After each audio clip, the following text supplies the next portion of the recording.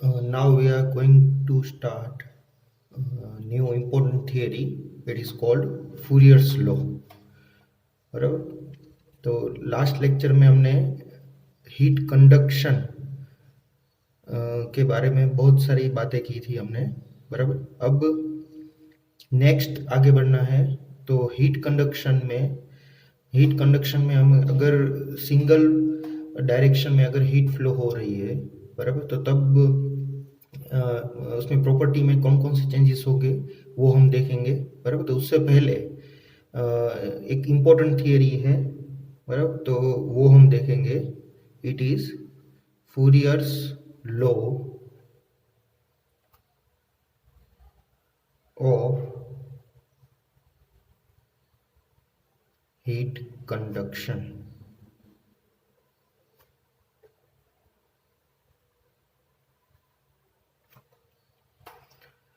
तो Fourier's law of heat conduction क्या है? तो the rate of heat transfer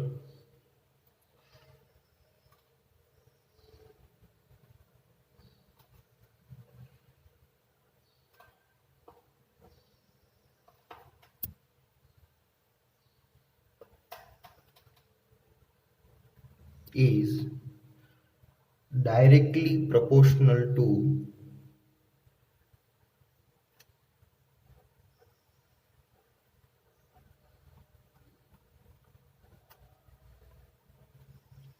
the area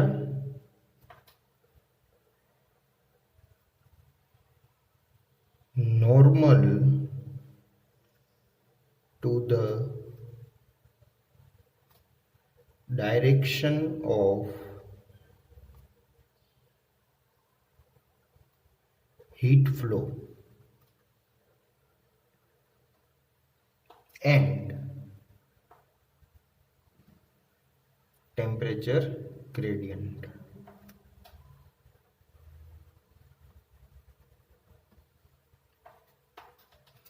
temperature gradient क्या है उसके बारे में हमने डिटेल डिस्कस कर ली है. बराबर. और फिर से फूरियर्स लॉ का स्टेटमेंट हम एक बार रिपीट कर लेते हैं. The rate of heat transfer is directly proportional to area normal to the.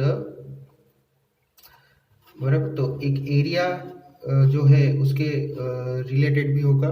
बराबर. So heat transfer Q is proportional to normal direction में जो, यानी अगर कोई भी एक वॉल, अगर हम 3D वॉल कंसीडर कर रहे हैं,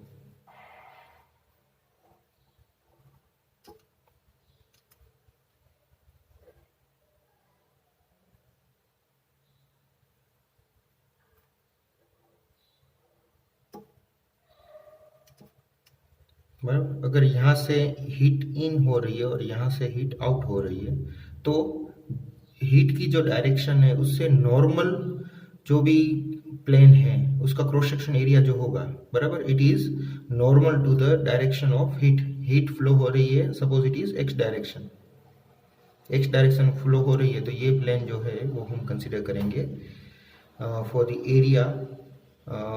बराबर.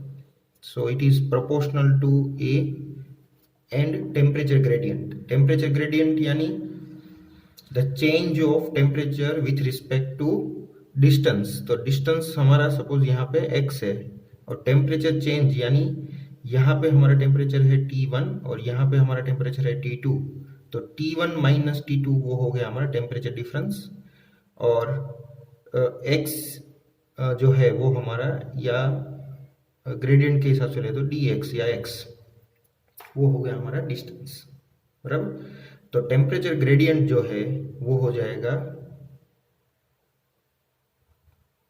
T1 minus T2 upon x. बराबर. और प्रोपोर्शनलिटी हम रिमूव करते हैं तो उसमें एक कांस्टेंट हम ऐड करेंगे. It is K is the thermal conductivity. So equation हो जाएगा हमारा Ka T1 minus T2 upon x. बराबर. सभी टर्म हम एक बार देख लेते हैं। Q is equal to heat transfer,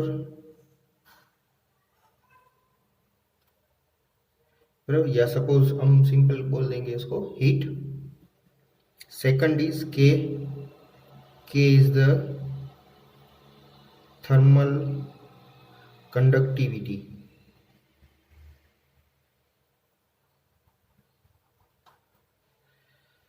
thermal conductivity depends on material, बराबर, टेम्परेचर और बहुत सारे पैरामीटर्स है, वो हम आगे देखेंगे।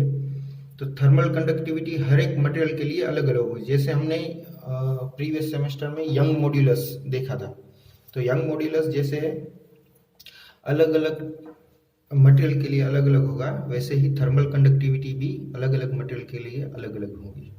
Then area, area is the normal area,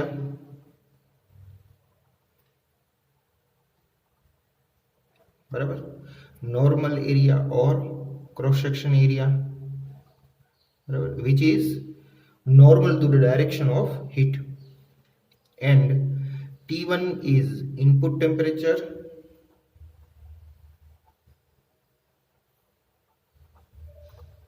T2 is output temperature,